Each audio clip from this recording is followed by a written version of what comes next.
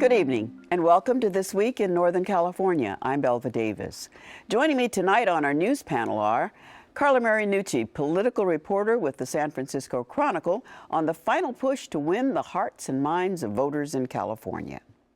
Josh Richman, political and legal affairs reporter with the Oakland Tribune, with a close look at Proposition 19 and the impact of legalizing and taxing pot. And Tom Vacar, consumer editor for KTVU Channel 2 News. We'll begin with you, Tom. Tell us what you can about the explosion that shook all of us yesterday. It is a remarkable failure because it really shouldn't happen. Given all the protocols that are in place and all of the things that happen, to have such a catastrophic failure, you wonder what happened. Normally, you would say with such a catastrophic failure that somebody punched a hole in one of these mains and, caused a spark and the gas came out and that, but that doesn't appear to be the case here. Something failed in such a catastrophic way that the valves are, maybe a mile, 2 miles apart. So now all of this highly compressed gas, which is under several hundred pounds of pressure per square inch, is now venting to the atmosphere. It catches on fire and it becomes a blowtorch, because even though the valves are shut off, it's like letting air out of a balloon. It's got to work its way out of the balloon. And of course, while that was happening, it was burning up that particular neighborhood. Generally speaking, we don't know really what happened. We know there was a significant failure. And generally speaking, it's been my experience in covering all kinds of disasters that it is a chain of events rather than a single event. But there's plenty of stuff going on here that raises questions. One of which was conversations by several people who had said that prior to this, in the days and weeks preceding this, that they had smelled gasoline, that in fact, or natural gas, and that they had called PG&E, and the PG&E had come out and taken a look and all of that, and we heard that more than one time.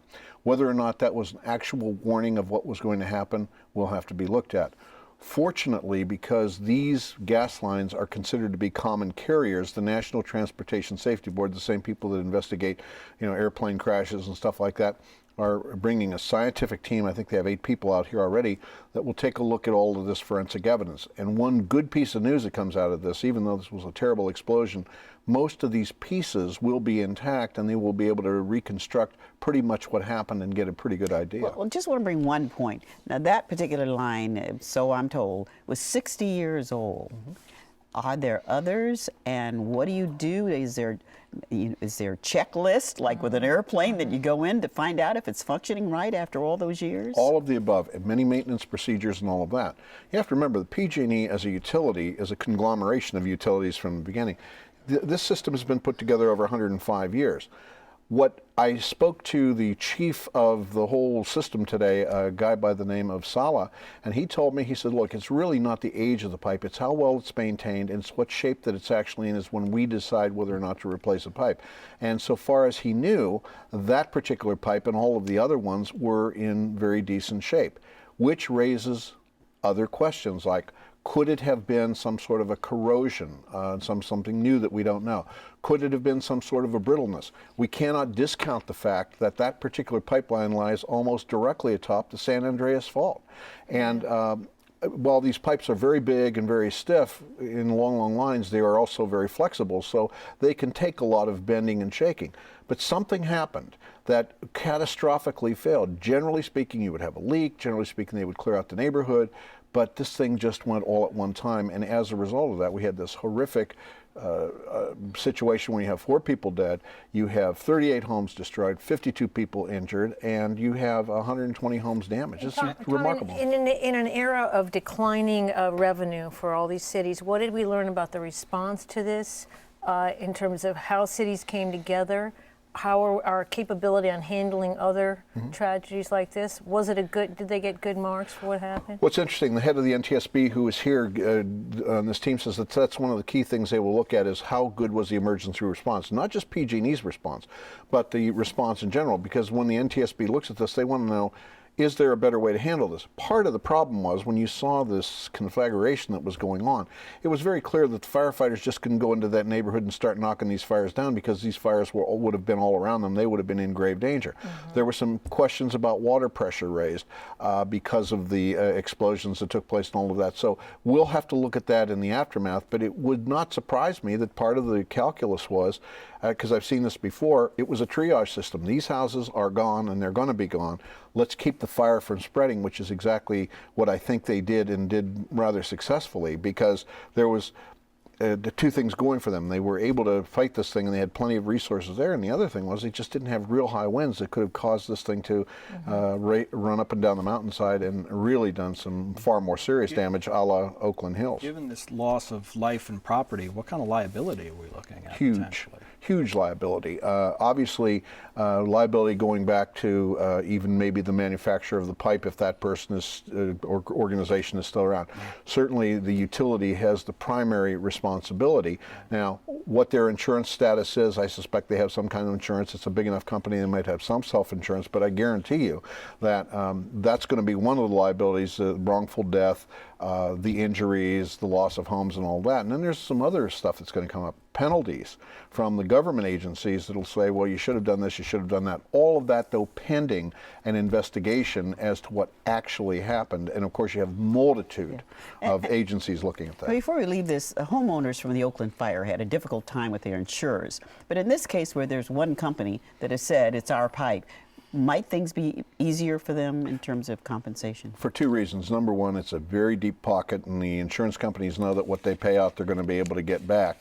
The other thing is, insurance companies, after the Oakland Hills fires, took such a beating for their conduct that the Department of Insurance, under a number of leaders of the Department of Insurance commissioners, have been very, very tough on insurance companies. So as a result, I don't think the homeowners are going to have much of a problem. But the real problem is the psychological trauma that comes from this, and the fact that people get killed and they lose their possessions and everything is a pretty black eye for PG&E. It really now remains to see what the real cause was, so that we can make sure that in this vast system of pipelines, 46,000 miles, 6,000 of which are these big pipelines for transmission, which is to say take the big volume of gas to the neighborhoods, that has to be resolved very quickly. Well, one thing, this has happened during a political season, so it will certainly get a lot of attention from every politician who has any responsibility in that area, which brings us to Carla Marinucci and politics. And the kind of politics you're going to talk about tonight, though, people may be a little bit weary of, and that's ads and attacks and ads and attacks. That's right. The Labor Day season, kicks off the official season of politics, and we've seen it already. And we actually saw it today with this, every politician who had anything to do with the peninsula was there today. And right now we're in the midst of two very important campaigns, the gubernatorial campaign and the U.S. Senate race, in addition to some congressional races that are keying up there. And yeah, we saw Jerry Brown out there this week, finally kicking off his campaign before hundreds of labor people. Labor's going to be very important to him. But boy, he and Meg Whitman already going at it with ads. The ads are all about what was Jerry Brown like as governor. She's got the attack ads out there. He's defending himself. She's got an ad out there with Bill Clinton calling Jerry Brown a liar. She does. She does, yes. I mean, it is now joined, and you're going to start seeing debates. This is going to be, I think, a very, very lively campaign. But Carla, Meg Whitman has spent a lot of money over the summer leading up to Labor Day, and Jerry Brown just launched his first ad this week. But what's he doing this weekend? I mean, is he really coming in swinging the way that he needs to? This is really sort of, I have to say, getting to be a point of concern for some Democrats in that Meg Whitman has the kind of infrastructure that a presidential campaign has in California. She's got in every area offices open. She's got her constituent groups. She's got African Americans for Whitman, Latinos for Whitman, Jews for Whitman. She's covering the waterfront. Jerry Brown is just kicking this off, and we did talk to some Democrats this week who said, she's been fundraising in New York, for instance, this week, picking up these very big checks from big corporate folks who can give the maximum $25,000. Jerry Brown, not so much. He can pick up money, but from much smaller donors. That's much harder work when you have to go around and pick up $1,000 checks instead of $25,000. Jerry Brown to this day still doesn't have any Spanish on his website. She's got the ads, and she's out there on Univision and all the other networks. That's what's worrying Democrats in terms of the challenge for Jerry Brown up against a candidate with this much money. But let's go back to the last election. PG&E had that proposition. Mercury Insurance had the proposition. They paid millions and millions of dollars, and they were just defeated. one of the things you see Meg Whitman doing is she has two kinds of ads. One is the sweetness and flour stuff, and then the other stuff is this just stuff against Jerry Brown. It's terrible, and it made me think of the nickname Meg Hitman. My question is there a chance that this will all backfire, that she's spending so much of her own money that people are going to say, why would you want to buy that anyhow? That's what Brown himself says. I talked to Democratic Party Chairman John Burton yesterday, who said, look, the average Californian has seen a Meg Whitman ad more than 300 times since she started running more than a year ago. That they think that Californians are just going to be numb to this kind of a complete onslaught that's been going on for a long, long time. But the fact is, let's be honest, there's a lot of voters out there who don't pay attention, who are going to hear in the final weeks a lot of things from Meg Whitman in their get stuff in their mailbox. They're going to get phone calls. Now, the unions who we talked to this weekend, they're hoping to counter that. And this is true on the U.S. Senate race as well. Barbara Boxer out there all over the state. We saw Carla Fiorina in Marin County today talking to those Tea Party voters. They're in it again, and we've heard they're doing another debate also. But both these races so critical to the Democratic Party when you're talking about a party that is under the gun with Obama's poll numbers falling, and a lot of people talking about Nancy Pelosi losing her House seat, and here in the Bay Area, in Northern California, at least 2 seats that are critical. Is it an illusion, or the Democrats have implied they had some secret ground force plan that was going to come through at the last minute and save the day? Can't old-fashioned politics do something like door-to-door, Yeah, I mean, they've got a whole... Karl Rove has done it, but I don't know if the Democrats can do it. Absolutely. I mean, the Democrats have Organizing for America, which was sort of the Obama, offshoot of the Obama. The fact is, though, they do have that. They have the labor groups. Those are very key. But you've got a year in which Republican voters, the angry voters, are the motivated voters. And even though the Democrats have a 2 million voter advantage in California, and it's a blue-leaning state, when you've got anger about the president and Republicans out there really pushing voter turnout, and then Meg Whitman throwing millions of dollars into the state Republican Party, the Democrats have got to be sweating how this is going to turn out. So the answer is? So we haven't just started. We start casting ballots actually in about a month. You're going to see a lot happen from now till then. Well, one of those ballots that we will cast will have to do with Proposition 19, which is the topic, Josh, that you're going to talk with us about tonight. Yes. And that's legalizing marijuana for the entire state of California. That's right. Basically, what it would do is let adults over age 21 possess up to an ounce. It would let them grow for personal use in an area of up to 25 square feet. And it would leave it up to cities and counties to decide whether they want to regulate and tax commercial sales.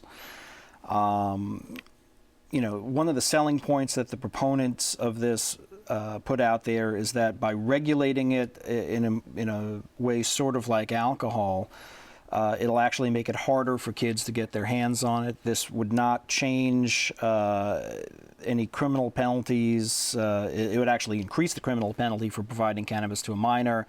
It would not permit using cannabis in a minor's presence. The thing is this, though. It doesn't look like it's doing all that well. The polls have shown it somewhere at around 50 or 52% support.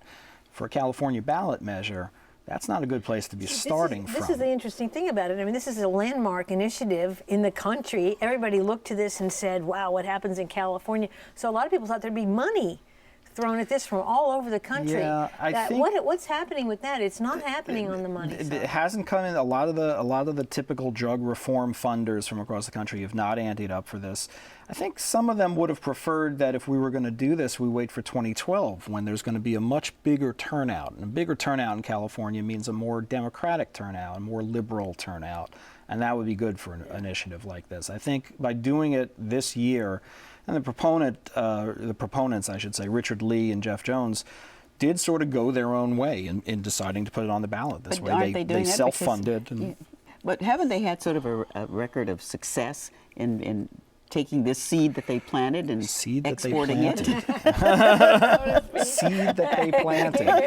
Yes. Yeah, to some extent. To some extent. You know, Richard Lee is already a very successful businessman with a number of cannabis-related, medical cannabis-related businesses and so on in Oakland. And I had written a story a while back saying that this potentially could make him a very rich man in that he already has the infrastructure to seize on that. And he said, well, actually, it's going to give everybody else the ability to compete with me. And in fact, there are a bunch of local measures on the ballot already accompanying Prop 19 in cities like Berkeley, Albany, Oakland, Richmond, Stockton, Long Beach, Sacramento, and San Jose, which would have all of those cities poised to start taxing it the day after it's legal, basically. Let me ask you this. I mean, has the federal prohibition against this gone away? I mean, is this not, you know, asking for a train wreck? Well, I think you'd be hard pressed to find a city attorney out there who would tell his city that it should be first. You know, everybody wants a piece of the money pie because everybody is struggling in these times. But yes, there is still a federal ban on marijuana. Now, if we have 20% of the nation's population here under a different law, it's going to be hard for them to knock down every door and, you know, seize every plant. But they sure could make an example out of a few. Is this going to get out those young Democratic voters, those Obama voters that the Democrats have been, that has been their hope with this initiative? That's been their hope. I think they're actually hoping to see a lot of new voters, you know, people who are sort of under the radar of the polls. They're not likely voters, right. Which could happen, I suppose. And if you look at who the endorsers are, it's sort of interesting. You've got the California Young Democrats, the Republican Liberty Caucus, the NAACP, the ACLU. So there are these little cliques, but by and large, the Democratic Party went neutral. The Labor Federation went neutral. Last question. Yeah. Will it make enough money to balance the budget? No. Absolutely but not. But it will help, they say. It could help. Say. Yeah. It could help. Key question. Yeah. Thank you so much, Josh. In fact, thanks to all of you for joining us tonight.